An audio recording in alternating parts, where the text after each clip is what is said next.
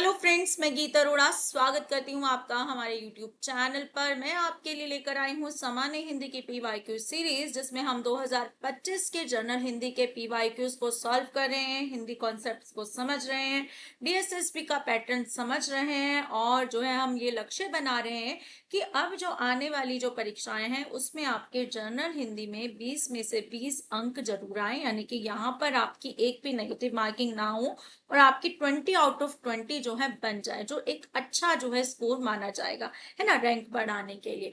तो टाइम को वेस्ट ना करते हुए वीडियो को शुरू करते हैं। अगर आप पहली बार मेरा वीडियो देख रहे हैं तो जल्दी से बेल आइकन को दबा दीजिए, चैनल को शेयर कर लीजिए और जो है सब्सक्राइब कर लीजिए। चलिए, वीडियो को एंड तक देखना मत भूलिए।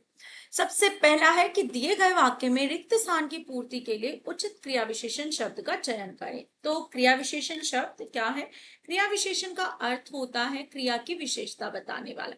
जो संज्ञा सर्वनाम की विशेषता बताते हैं उन्हें विशेषण कहते हैं, और जो क्रिया की विशेषता बताते हैं उन्हें हम क्रिया विशेषण कहते हैं। अब यहाँ पर हमें उचित क्रिया विशेषण पर जो है भरना है।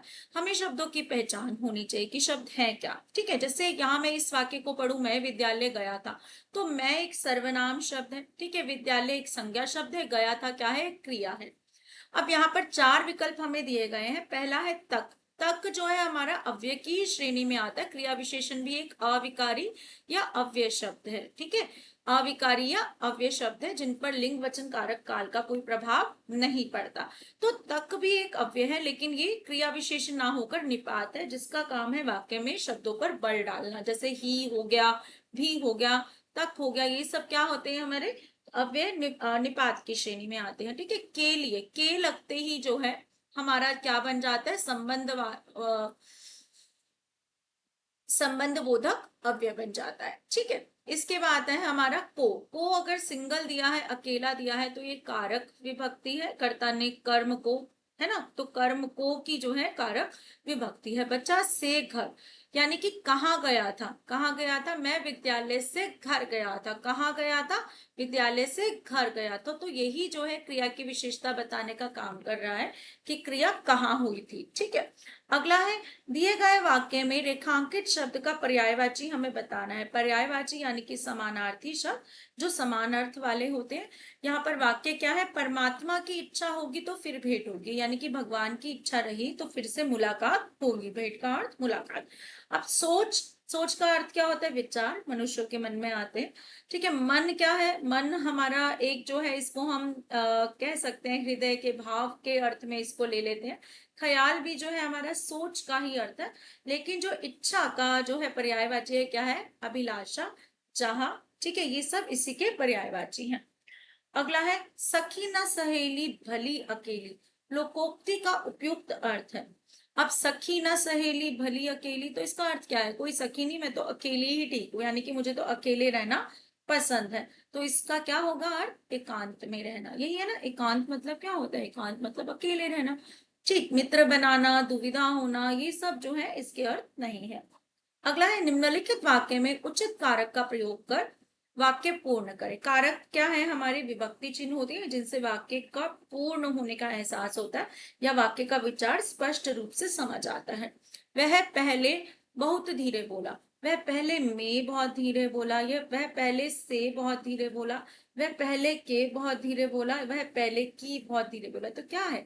वह पहले से। तुलनात्मक कारक का यहाँ प्रयोग किया गया है कि पहले से वो क्या बोल रहा है? अब धीरे बोल रहा है। ठीक है, तुलना करते हुए अपादान कारक की बात होती है। वैसे अपादान कारक अलग होने का भाव होता है, लेकिन जब हम तुलना की बात करें तब हम अपादान कारक का ही प्रयोग करते हैं। तो यहाँ पर सही उत्तर क्या है? से। जो बात साफ साफ करे वाक्यांश के लिए सार्थक शब्द क्या है? सार्थक मतलब अर्थपूर्ण शब्द क्या है? मित व्यय क्या होता है? मितभाषी, मित व्यय, ये इनका क्या होता है? मित का अर्थ होता है थोड़ा। ठीक है, मित व्यय, व्यय मतलब खर्चा करने वाले, जो कम खर्चा करे। ठीक है, मित व्यय हो गया। सर्वोदय क्या होता है? सबका भला चाहने वाला, सर्व सबका उदय करने वाला। ठीक है, स्पष्टवादी, जो साफ साफ बोल दे। वादी मतलब बोलने वाला। वादी शब्द है जो है वो बोलने के अर्थ में इस्तेमाल किया जाता है। ठीक है, तो क्या हुआ? वादी मतलब बोलने वाला, और स्पष्ट मतलब साफ। शाक्त कौन होते हैं? जो देवी की उपासना करते हैं ना, शक्ति की उपासना करने वाले क्या होते हैं? शाक्त होते हैं। जैसे शिव की उपासना करने वाले क्या होते हैं?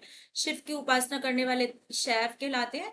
ऐसे ही शक्ति की उपासना करने वाली यानी कि दुर्गा माँ जो भी है, उनका एक रूप शक्ति माना जाता है, उनकी पूजा करने वाले शाक्त कहलाते हैं। तो सही अर्थ यहाँ पर क्या बन रहा है? तीसरा क्या है? स्पष्टवादी। अगला है हाथी के पांव में सबके पांव। भाई एक हाथी का पांव यहाँ दिखा दिया और उसमें सबके पांव दिख रहे, इसका मतलब क्या है? कि अधिकांश काम पूरा हो जाना नहीं, बड़ों के पीछे छोटों का निर्वाह। बात कहते ही काम नहीं होता, ये तो बिल्कुल नहीं। हर बात का उपाय नहीं, क्या है? कि इसी में सब कुछ दिख रहा है, यानी कि बड़ों के पीछे छोटों का निर्वाह होना। जो सामने बड़े कर रहे हैं उसी के साथ छोटों का भी निर्वाह गुजारा चल रहा है। अगला है दिए गए वाक्य में रिक्त स्थान की पूर्ति के लिए उचित कारक शब्द का चयन करें। कारक कितने हैं? 8 हैं। कर्ता ने कर्म को करण से, संप्रदान के लिए अपादान से, है ना, संबंध का के की अधिकरण में पर संबोधन है। अरे ये हमें ऐसे रट्टे लगाए गए थे बचपन में, है ना, तो इसलिए याद है। आप जो है आज की जनरेशन या जैसे भी है, खैर बहुत ज्यादा एजिड तो नहीं है हम भी, लेकिन फिर भी ठीक है। तो यहाँ पर क्या है कि यहाँ पर आपको कारक सही ढंग से भरना है। माँ बच्चे डैश सुला रही है, माँ बच्चे की सुला रही है, माँ बच्चे को सुला रही है, माँ बच्चे का सुला रही है, माँ बच्चे में सुला रही है। तो क्या होगा? माँ बच्चे को सुला रही है। बच्चे पर काम कर रही है, तो बच्चा यहाँ पर कर्म है। ठीक है, बच्चे को सुला रही है। अगला है दिए गए वाक्यांश के लिए एक सार्थक शब्द चुनिए।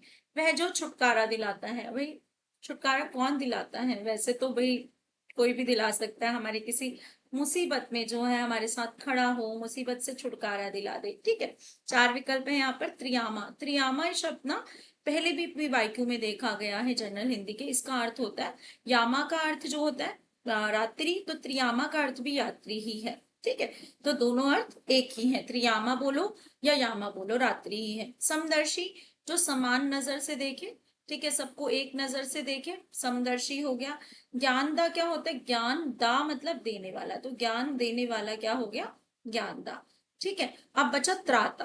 त्राता, विघ्न हरता, ये सब क्या होते हैं? जो हमें हमारी रक्षा करे। ठीक है, या जो हमारे जो है छुटकारा दिलाए हमारी मुश्किलों से, उसे क्या बोलते हैं? त्राता या विघ्न हरता भी बोलते हैं ना।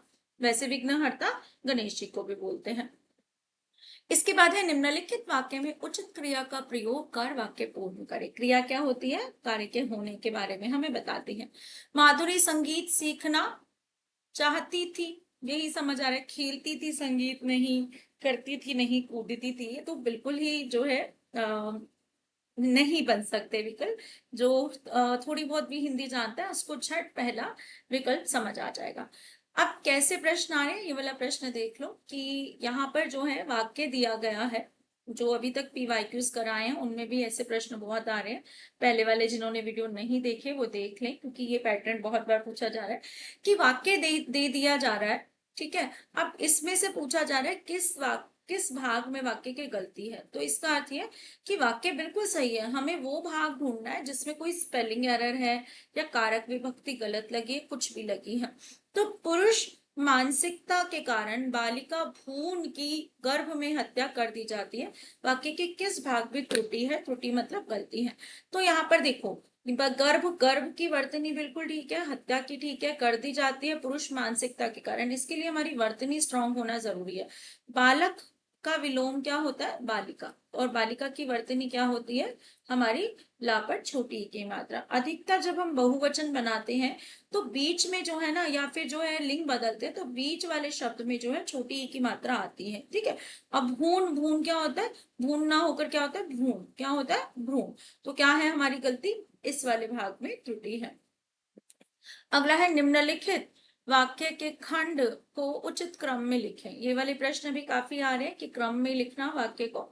तो देखते हैं। में आता है कर्म के रूप में विधेय भाग संज्ञा पद के, संज्ञा पद वाक्य के। तो कर्म के रूप में संज्ञा पद वाक्य के विधेय भाग में आता है। तो यहाँ पर है यही सेंस बन रही है कि कर्म के रूप में दूसरा, ठीक है, संज्ञा पद वाक्य के वाक्य के विधेय भाग, विधेय मतलब ऑब्जेक्ट, जिसे आप कहते हैं ना सब्जेक्ट एंड ऑब्जेक्ट हम बात करते हैं।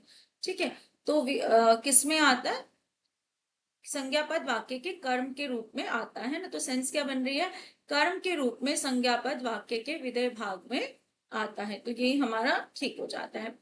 अगला है निम्नलिखित वाक्य में उचित कारक का प्रयोग कर वाक्य पूर्ण करें। कश्मीर डैश कन्याकुमारी तक भारत एक है। कश्मीर से है ना, तो कश्मीर से कन्याकुमारी तक भारत क्या है, एक है। तो यहाँ पर सी आएगा। कश्मीर की कन्याकुमारी नहीं है, कश्मीर के कन्याकुमारी नहीं है, कश्मीर पर कन्याकुमारी नहीं है। चलिए, दिए गए वाक्य खंडों को सही क्रम में व्यवस्थित कीजिए। फिर से क्रम वाला सेकंड क्वेश्चन आ रहा है। मनुष्य की बुद्धि का वैज्ञानिक प्रयोग कर दिया है, मनुष्य की बुद्धि का वैज्ञानिक प्रयोग कर दिया है अपूर्व विकास की सफलता ने। तो यहाँ पर क्या है कि वैज्ञानिक प्रयोग, वैज्ञानिक प्रयोग की सफलता ने, वैज्ञानिक प्रयोग की सफलता ने मनुष्य की बुद्धि का अपूर्व विकास कर दिया है। बिल्कुल ठीक है ना। तो क्या है, पहले तो हमारा आ रहा है दूसरा, ठीक है, वैज्ञानिक प्रयोग, उसके बाद आ रहा है की सफलता ने मनुष्य की बुद्धि का अपूर्व विकास कर दिया है। तो पहला दूसरा आ रहा है, ये दोनों ही देखने थे, है ना, क्योंकि दूसरा जो है सबसे पहले समझ आ रहा है। अगला है, दिए गए वाक्य में रेखांकित शब्द के लिए विलोम होगा। महेश बहुत आलसी लड़का है। आलसी का विलोम देखना है हमें। आलसी मतलब जो काम नहीं करना चाहता। असली मतलब क्या होता है, रियल। अनार्श जो है जिसका कोई अर्श ना हो। ठीक है, कर्मठ मतलब जो बहुत काम करता हो। अनावर्तक मतलब जो जिसकी पुनरावृत्ति ना होती है। तो यहाँ पर क्या है, आलसी का कर्मठ क्या होगा, कर्मठ जो काम बहुत करता हो। अगला है हमारा प्रश्न कॉम्प्रिहेंशन का, जिसमें जो है पढ़ते हैं पहले। मनोविकार यानी कि मन में जो बदलाव आना, मनोविकार मतलब मन में बदलाव आना, ठीक है, या फिर जो है कोई चेंज आ जाना। कई बार मनोविकार का अर्थ मानसिक जो है आदि व्याधि, जैसे हम बोलते हैं आदि के लिए बोला जाता है। मनोविकार दो प्रकार के होते हैं, प्रेष्य और अप्रेष्य। प्रेष्य वह हैं जो एक हृदय से पहले, एक हृदय में पहले के प्रति उत्पन्न होकर दूसरे के हृदय में भी पहले के प्रति उत्पन्न हो सकते हैं, जैसे क्रोध, घृणा, प्रेम इत्यादि। हम जिस पर क्रोध करेंगे वह हमारे क्रोध के कारण हम पर भी क्रोध कर सकता है, बिल्कुल ठीक। जिससे हम प्रेम करेंगे वह हमारे प्रेम को देखकर हमसे भी प्रेम कर सकता है, सही बात है। अप्रेष्य मनोविकार यानी कि जिन्हें भेजा ना जा रहा। अप्रेष्य जिसको हमने, जिसका सिग्नल नहीं दिया। प्रेष्य मतलब जिसका सिग्नल दे दिया, जिसे हम भेज रहे हैं, ठीक है। अप्रेष्य मनोविकार जिसके प्रति उत्पन्न होते हैं, उसके हृदय में यदि करेंगे तो सदा दूसरे भावों की सृष्टि करेंगे। उसके अंतर्गत भय, दया, ईर्ष्या आदि है। जिससे हम भय करेंगे वह हमसे, हमारे भय के प्रभाव से भय भय नहीं करेगा, बल्कि हम पर दया करेगा। जिस पर हम दया करेंगे वह हमारी दया के कारण हम पर दया नहीं करेगा, बल्कि श्रद्धा करेगा। श्रद्धा मतलब विश्वास करेगा। जिससे हम ईर्ष्या करेंगे यानी कि जलन करेंगे, वह हमारी ईर्ष्या को देखकर हमसे ईर्ष्या नहीं करेगा, बल्कि हमसे घृणा करेगा यानी कि नफरत करेगा। प्रेष्य मनोवेग सजातीय संयोग पाकर बहुत जल्दी बढ़ते हैं, यानी कि जो हम भेज रहे हैं वो वाले जो मनोविकार हैं, वो देखकर सामने जैसा कर रहे हैं वैसे ही जो है सामने वाला व्यक्ति हमारे साथ करता है। एक क्रोध को देखकर दूसरा क्रोध करेगा, दूसरे का क्रोध बढ़ते देख पहले का क्रोध और बढ़ेगा, पहले का क्रोध बढ़ते देख दूसरे का क्रोध और बढ़ेगा। इस प्रकार एक अत्यंत भीषण क्रोध का दृश्य उपस्थित हो सकता है। इसी प्रकार एक के प्रेम को देख दूसरे को प्रेम हो सकता है, दूसरे के प्रेम को देख पहले का प्रेम बढ़ सकता है, प्रेम पहले के प्रेम को बढ़ते देख दूसरे का प्रेम और बढ़ सकता है, ऐसा होता नहीं है। और अंत में रात रात भर करवटें बदलते रहने की नौबत आ सकती है। ठीक है, तो ये जो आजकल के, क्या बोलूं, चलो छोड़ो, ठीक है आगे देखते हैं। मनोविकार कितने प्रकार के होते हैं, तो पहली पंक्ति में ही लिखा है यहाँ पर मनोविकार कितने प्रकार के होते हैं, दो प्रकार के होते हैं। कौन से, प्रेष्य और अप्रेष्य, यानी कि जो भेजे जा रहे हैं जिसका सिग्नल हम सामने सामने दे रहे हैं, और अप्रेष्य जिनको हम सिग्नल नहीं दे रहे, जो हमारे प्रतिक्रिया स्वरूप उत्पन्न हो रहे हैं। तो यहाँ पर क्या है उत्तर हमारा दूसरा। अगला है, ज्यादा प्रेम बढ़ जाने पर कैसी नौबत आ सकती है। सबसे लास्ट वाली लाइन पड़ी थी, रात रात भर करवटें बदलने की नौबत आ सकती है। अगला है, प्रेम का विलोम शब्द क्या है। प्रेम का कर्म तो नहीं है, राग तो है प्रेम का पर्यायवाची ही है, ठीक है। और धीर मतलब धैर्य, धीरज, तो इसका प्रेम का विलोम क्या है? घृणा। उपर्युक्त अवतरण यानी कि ये जो हमारे सामने प्रस्तुत किया गया है, उद्धृत किया गया है, का शीर्षक क्या होगा? क्रोध बिल्कुल नहीं, भाव नहीं, मनोवेग नहीं। क्या हो सकता है? भाव और मनोविकार दोनों की बात की जा रही है, ठीक है। अगला है क्रोध का पर्यायवाची शब्द। क्रोध का पर्यायवाची शब्द यहाँ पे लिखा है कोप। आपको एक शब्द याद होगा कि केकई जो है कोप भवन में चली गई थी दशरथ से अपनी बात मनवाने के लिए, है ना। कोप भवन क्या होता है? ऐसा भवन जिसमें क्रोध किया जाता है ना, यानी कि क्रोध की स्थिति में दूसरों को अपना चेहरा न दिखाना, वहां चले जाना। समज्ञा मतलब क्या होता है? समज्ञा मतलब होता है किसी को बहुत अच्छी प्रसिद्धि मिल रही है, ठीक है। तत्सम शब्द है प्रसिद्धि मिलना। कर्कश मतलब कठोर, जैसे कौवे का स्वर कैसा होता है? कर्कश, कड़वा, कानों को चुभने वाला। रोध मतलब रुकावट। तो कोप किसका पर्यायवाची है? कोप का है। अगला है हिंदी के अनेक आलोचक कबीर को समाज सुधारक नहीं मानते। वाक्य के किस भाग में त्रुटि है? तो फिर से वही, यहाँ पर वाक्य बिल्कुल ठीक है, लेकिन वाक्य में वर्तनी की अशुद्धियां हैं। आलोचक ठीक है, कबीर को नहीं मानते हैं, बिल्कुल ठीक। हिंदी में अनेक, हिंदी की वर्तनी भी ठीक है। जो गलती है वो किसमें है? समाज सुधारक नहीं है, सुधराक नहीं है, क्या होता है? समाज सुधारक। क्या शब्द होगा? समाज सुधारक। तो ये हमें देखना है, ठीक है। तो ये थे हमारे आज के 20 प्रश्न। उम्मीद की आपको क्लास बहुत अच्छी लगी होगी। तो अच्छी लगी है तो चैनल को जल्दी से सब्सक्राइब कर लीजिए, कमेंट में लिखकर बताइए जल्दी से कि आपको हिंदी की क्लासेस कैसी लगी। Thank you.